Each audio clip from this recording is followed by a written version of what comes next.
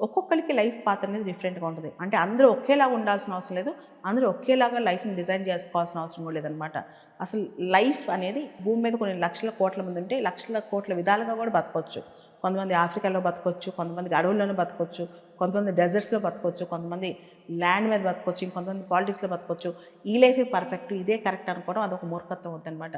So, మనకు నచ్చిందేంటి? మన passion ఏంటి? మన పర్స్పెక్టివ్ ఏంటి? లైఫ్‌లో మనకేం కావాలి? అది తెలుసుకుంటే అప్పుడు మనకు ఒక క్లారిటీ ఉంటుంది మన లైఫ్‌లో. చాలామంది అలా కాకుండా పక్కోళ్ళ లైఫ్‌లాగా బతకాలనుకుంటారు. దానివల్ల లైఫ్‌లో మన ఒరిజినాలిటీ మిస్ అవుతాం. మన ఇండివిడ్యువాలిటీ మిస్ అవుతాం. మన క్లారిటీ మిస్ అవుతాం. అలా కాదు. మనకేం కావాలి? మనం ఏం సాధించాలనుకుని వచ్చాం? మన ఏంటి? మన పర్పస్ ఏంటి? మన గోల్ ఏంటో మనం తెలుసుకోవాలి. ఇది తెలియక చాలామంది గంటకోటి, నిమిషానికోటి, సంవత్సరానికోటి అనుకుంటుంటారు. నేను అలా కాదు ఇలా అవుదాం అనుకుంటున్నా, అలా అవుదాం అనుకుంటా. అలా కాదు.